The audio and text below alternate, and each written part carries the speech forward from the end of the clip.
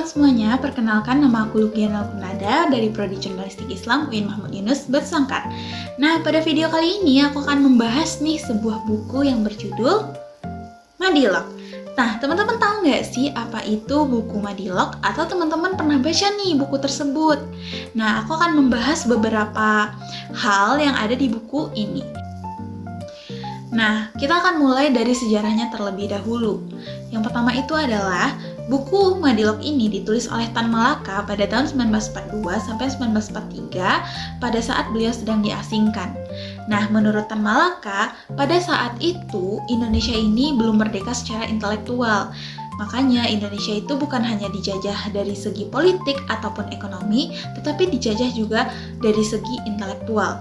Karena apa? Karena pada saat itu Indonesia masih percaya terhadap hal-hal mistis ataupun hal-hal yang bersifat tahayul.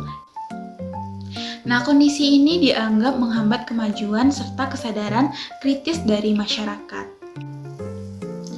Nah, jadi Madilog ini adalah sebuah usaha cita-cita maupun harapan seorang Tan Malaka untuk bangsanya, untuk bangsa Indonesia. Nah, Tan Malaka itu ingin bahwa masyarakat Indonesia itu terlepas dari yang namanya ketertinggalan atau keterbelakangan yang kita bisa tahu Indonesia zaman dulu ataupun zaman sekarang itu kadang masih ada yang menggunakan hal-hal mistis atau hal-hal gaib gitu. Jadi Tan Malaka itu ingin masyarakat Indonesia itu mengedepankan yang namanya ilmu pengetahuan. Agar apa? Agar jika masyarakat Indonesia itu mengedepankan yang namanya ilmu pengetahuan, Indonesia itu bisa maju dan bebas dari yang namanya penjajahan. Nah, Madilog ini terdiri dari 3 gagasan. Yang pertama itu adalah materialisme, yang kedua dialektika, dan yang ketiga adalah logika. Kita akan bahas satu persatu, dimulai dari materialisme terlebih dahulu.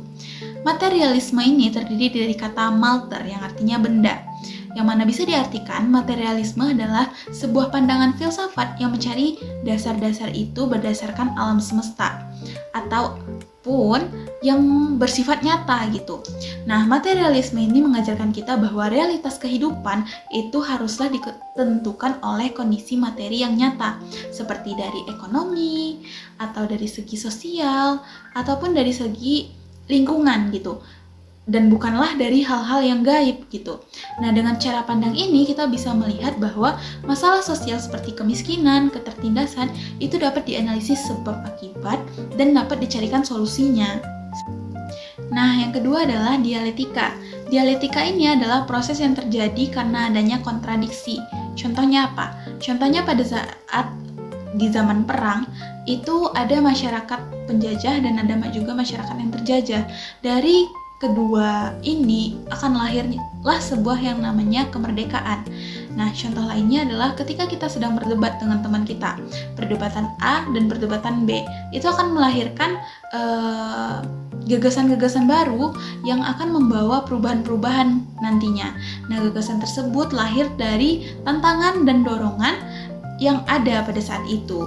Nah, makanya dialektika itu adalah cara pandang untuk memahami dunia.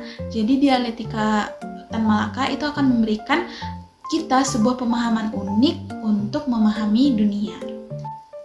Nah, yang ketiga adalah logika. Logika adalah alat yang kita gunakan untuk berpikir secara lurus dan jernih. Jadi Tan Malaka menekankan di sini agar pentingnya kita berpikir secara logis, agar tidak mudah tertipu oleh yang namanya mitos ataupun retorika-retorika kosong. Nah, Tan Malaka juga menekankan bahwasannya Indonesia itu dapat meraih kemerdekaannya jika masyarakatnya dapat berpikir secara kritis maupun secara logis. Terima kasih yang udah nonton.